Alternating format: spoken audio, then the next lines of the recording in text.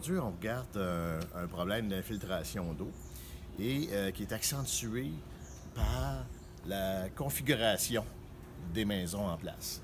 Donc, on a une petite maison de style shoebox ou bungalow et de chaque côté, on a des voisins qui ont un sous-sol qui est moins creux. On a une infiltration au sous-sol ici. Donc, si on regarde de ce côté-là, on a une vieille maison avec un vide sanitaire. Donc, c'est pas très creux. Notre maison ici a été recreusée. Le sous-sol a été recreusé, donc on se ramasse à beaucoup plus pieds plus bas. Et de l'autre côté, si on regarde, on a un sous-sol qui ne va pas très creux.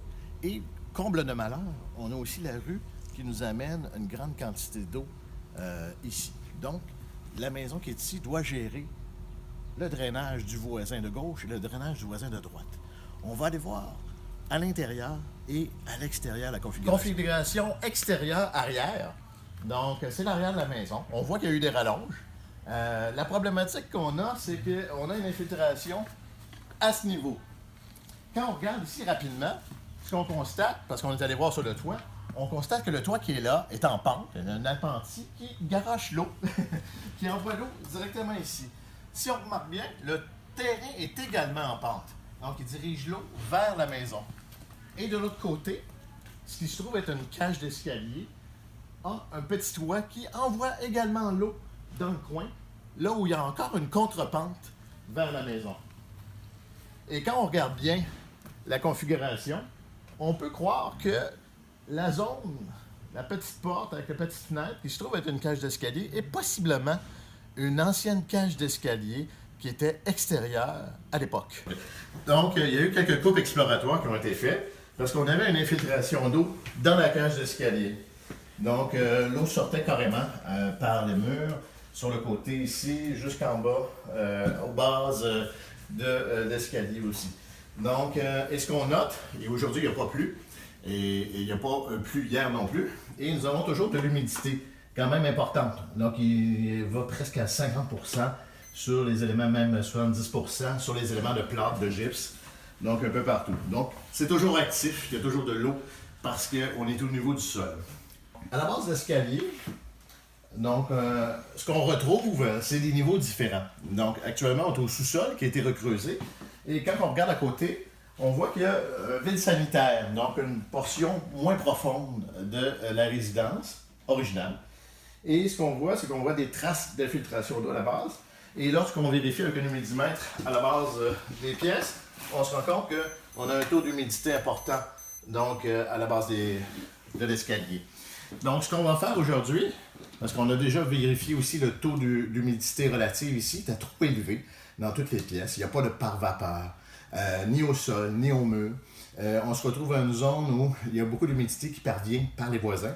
Donc, ce qu'on va faire aujourd'hui, c'est vérifier la configuration extérieure. Donc, on va faire une excavation pour vérifier comment ça se passe à l'extérieur pour trouver la meilleure solution possible avec la configuration qu'on a.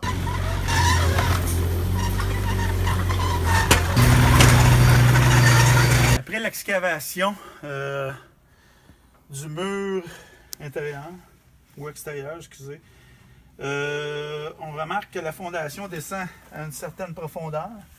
Et puis par après, on a un cap de roche plus profond. Alors on voit une grosse cavité, une membrane, non pas Delta, mais d'une autre marque. Il n'y a aucune façon de limiter les infiltrations d'eau vers l'intérieur. À moins de refaire la fondation et de l'hydrofuger.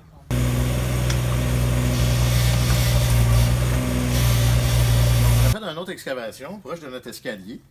Donc, on se souvient qu'il y a de l'infiltration au bas de l'escalier, mais aussi au milieu de l'escalier. Donc, on voulait savoir exactement comment ça se passe ici. On n'a pas eu besoin d'excaver très longtemps.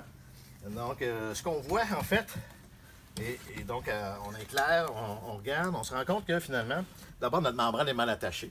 Donc, elle était mal installée. Ensuite de ça, ce qu'on voit, c'est qu'on voit carrément sous l'escalier. Donc, on est en train de voir les marches de béton originales de cet escalier-là. Et ce qu'on voit, c'est carrément de la terre. Donc, j'ai pu promener mon tournevis et mon bras sous l'escalier. Donc, on est avec des cavités et l'eau pénètre à cet endroit-là. Ce qui explique les infiltrations d'eau au milieu de l'escalier. Donc, il va falloir refaire une fondation en bonne et due forme et une membrane étanche à cet endroit-ci pour stopper l'hémorragie d'eau.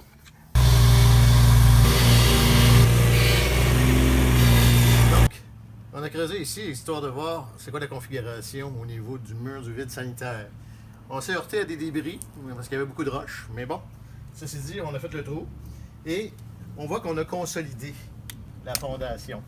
Mais ce qui est plus surprenant, c'est de voir aussi qu'on a...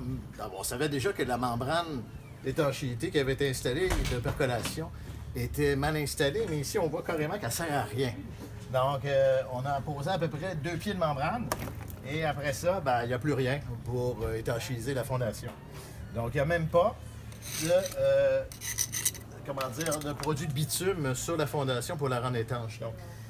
Donc cette membrane-là ne protégera absolument pas. Au niveau de la profondeur de la fondation actuellement, on devrait être déjà dans un pied de gravier avec notre drain de fondation.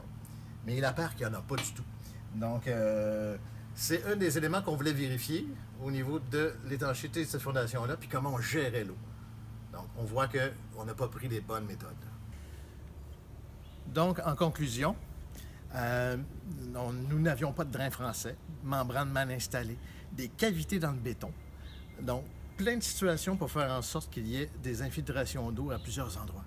Donc, les solutions, pose de drain français, réparation du béton, pose de membrane et travail sur la fondation. Voilà, plusieurs milliers de dollars en jeu.